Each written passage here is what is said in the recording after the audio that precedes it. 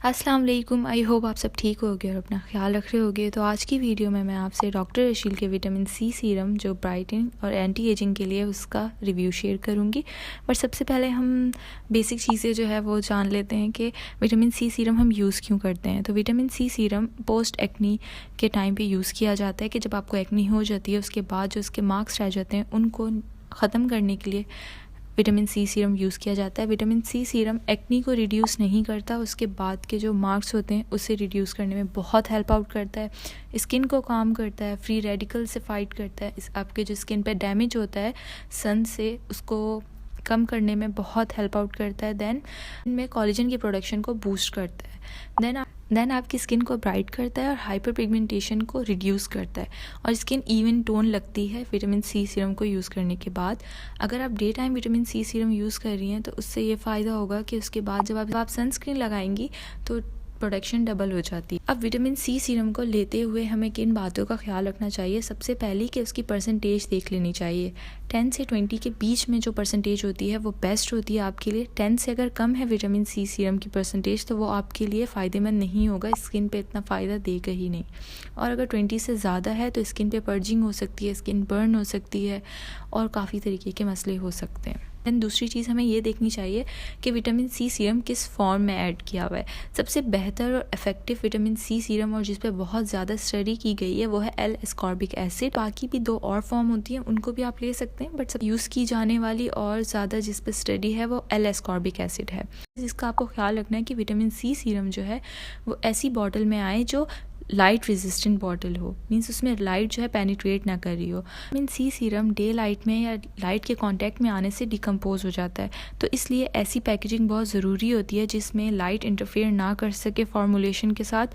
यानी वो black colour की जो बॉटल्स होती हैं या डार्कर कलर में बॉटल हैं तो वो बहुत ज़रूरी होती हैं कि उनमें आपका विटामिन सी सीरम हो। ये थी ज़रूरी बात है। अब रिव्यू हम स्टार्ट करते हैं।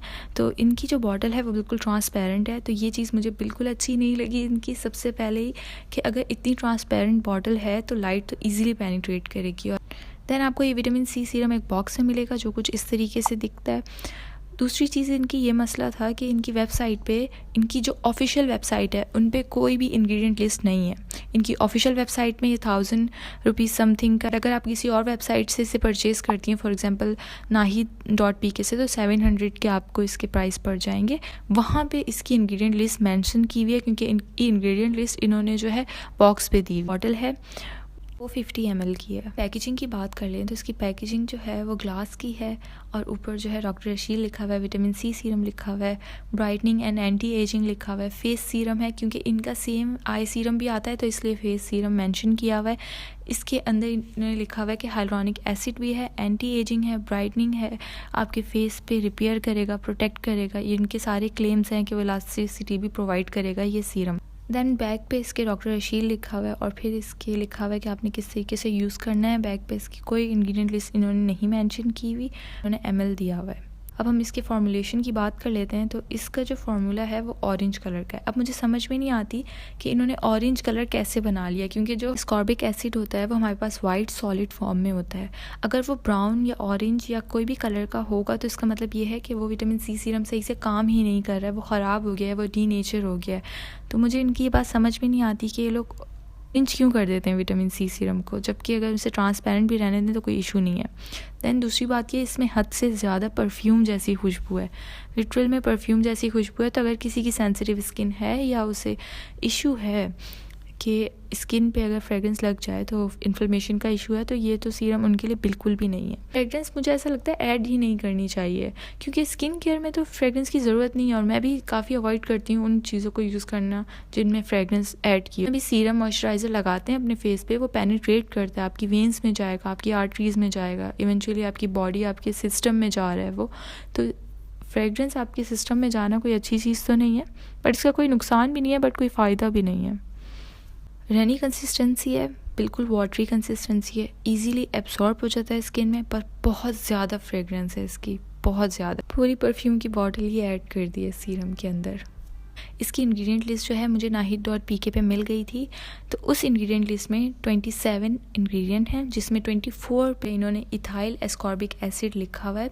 जो भी इंग्रेडिएंट होते हैं वो जितना एंड में आते रहते हैं, उसका मतलब ये होता है कि वो उतने कम यूज़ किए गए हैं। तो इसका मतलब तो ये हुआ कि विटामिन सी सीरम में विटामिन सी को ही इन्होंने सबसे ज़्यादा लो क्वांटिटी में यूज़ किया है। देन इधर कोई परसेंटेज मेंशन नहीं है कि परसेंटेज कितनी है, पीएच क्या है इसकी, और बॉटल भी आपने देख ली कि ट्रांसपेरेंट है। ऐसी प्रोडक्ट्स को परचेज़ करना बिल्कुल भी ठीक नहीं है। एक तो आपको ये नहीं पता कि इसमें ऐड क्या किया गया है, क्योंकि वो लोग आपके साथ ट्रांसपेरेंट ही नहीं है। दूसरा, मुझे भी सिर्फ इसलिए ही परचेज़ करना था क्योंकि मेरे सामने इसकी एक वीडियो आ गई थी जिसमें उन्होंने इतना अच्छा रिव्यू दिया हुआ था इसका, कि मुझे समझ में नहीं आई थी कि इतना अच्छा रिव्यू दिया हुआ था, जबकि मुझे खुद भी पता है डॉक्टर रशील के प्रोडक्ट्स इतने अच्छे नहीं होते।